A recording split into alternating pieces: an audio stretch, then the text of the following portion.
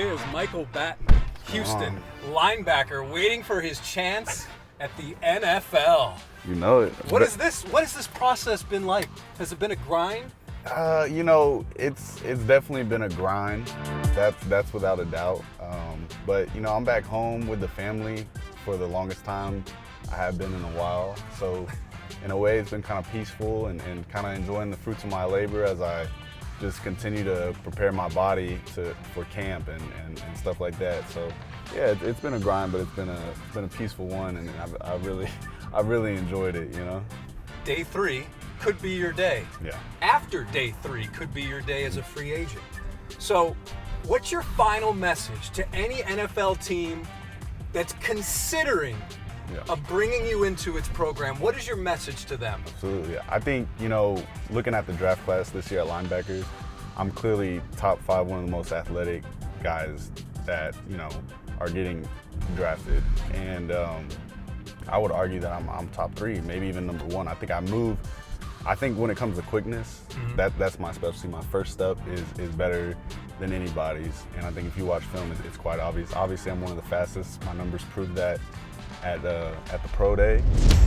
I used to play quarterback for a long time, and I was pretty good at it too, and I took it seriously and all that. So I have a very unique perspective compared to the other linebackers at the position, and I think that gives me a clear advantage both pre and post snap. I think my instincts are on another level, and that's usually post snap. I'm able to read the play quicker than most and quick diagnosis. Yeah, get to the ball as quick as possible, read pass as quick as possible. And I think I have an X factor about me. I always had when I was a kid. I know how to win games.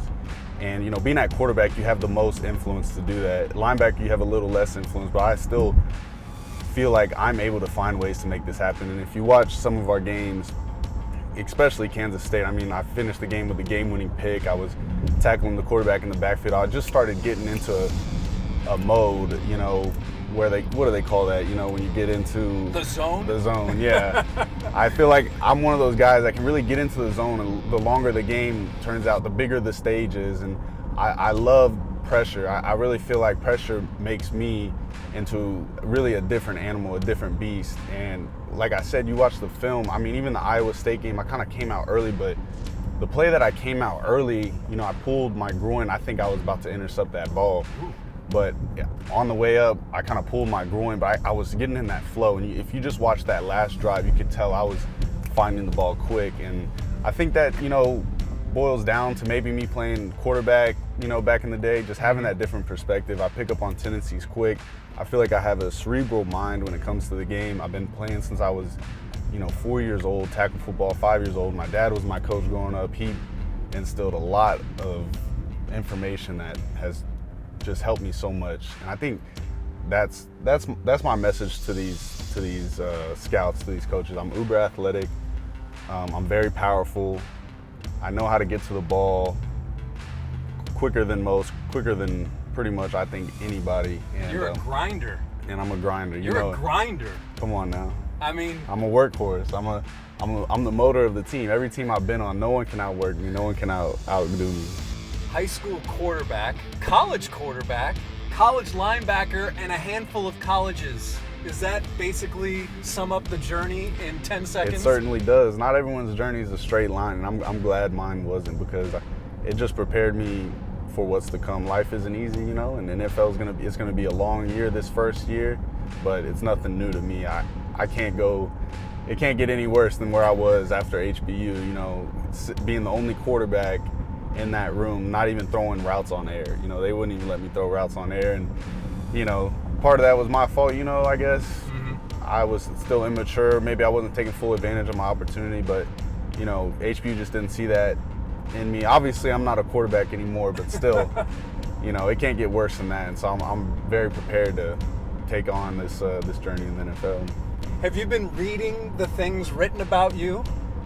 Yeah, me and my agent have, and a lot of it's good. I would say most of it's really good stuff, and I think they're correct in the positive things they say about me and the negative things they say about me. I do have kind of shorter arms for a linebacker, and that even plagued me as a quarterback growing up. But like you said, turn on the film.